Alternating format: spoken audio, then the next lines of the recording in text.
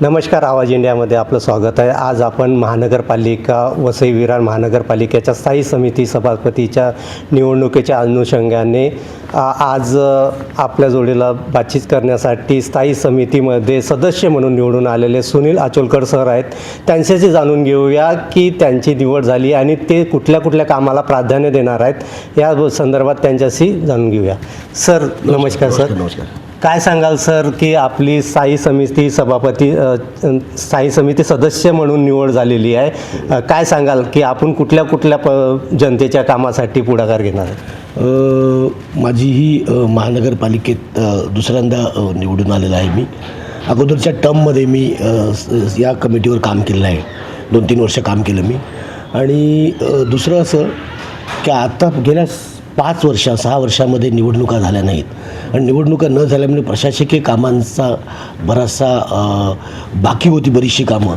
आणि आता आमचं बहुमत आल्यामुळे आणि या पदाला न्याय मिळावा अशा प्रकारचं पद जे आमचे सभापती म्हणून आज प्रवीण शेट्टी, जे पूर्वीचे महापौर होते, एक अनुभवी असा नेतृत्व आम्हाला आप्पांच्या माध्यमातून सभापती म्हणून दिलेलं आहे. त्यांना कामाचा चांगला अनुभव आहे. आम्ही सर्व ज्येष्ठ मंडळी इथे गेल्या ह्या कमिटीवर काम करतो.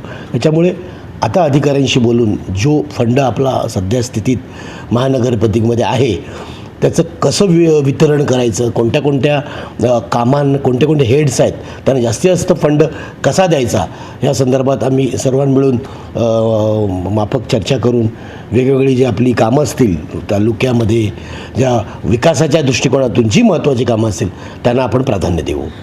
आता तुम्ही बजेटच्या संदर्भात बोलले सर. आता आपलं महानगरपालिकेचं वसई विरार महानगरपालिकेचं बजेट क्षेत्र येणार आहे. ते बजेट कशा पद्धतीने मांडणार आहे किंवा मग मागे आता 5.5 वर्ष प्रशासकीय राज्यवट होती, तर तुम्ही कसं बघता ते? कसं आहे, खरं तर आम्हाला म्हणजे मागच्या निवडणुकीमध्ये विधानसभेला आम्हाला थोडं अपयश आलं. त्यानंतर मग नवीन आमदार वगैरे मंडळी आली. आम्ही जेव्हा काम करत होतो तेव्हा आम्ही जेव्हा कर वसुली केल्यानंतर बराचसा निधी किंवा बराचसा फंड आम्ही बॅलन्स ठेवायचो ते वेगवेगळ्या हेड्सला वापरायला. पण आता मला वाटतं काहीतरी तिजोरीत खळखळाट झाला असं काहीतरी.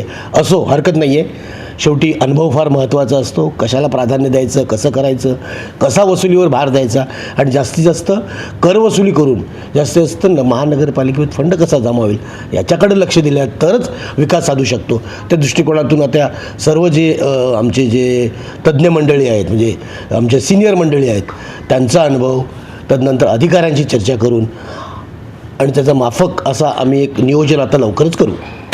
आता तुम्ही म्हणताय की महाराष्ट्र शासनाकडनं आता तुम्ही सदस्यत्व आहेत आणि ही जिम्मेदारी तुमच्यावर आहे, तर तुम्ही आता महाराष्ट्र शासनाकडनं फंड आणण्यासाठी कसा प्रयत्न करणार आहात?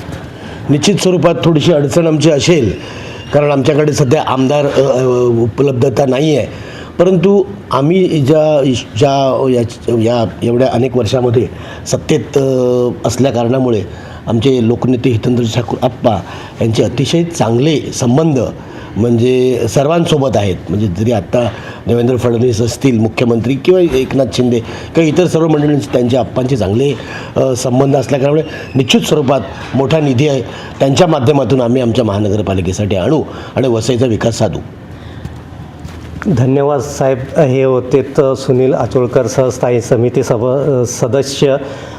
कॅमेरामॅन विजय चतुर्वेदीसह मी गोवर्धन बिहाडे, आवाज इंडिया TV.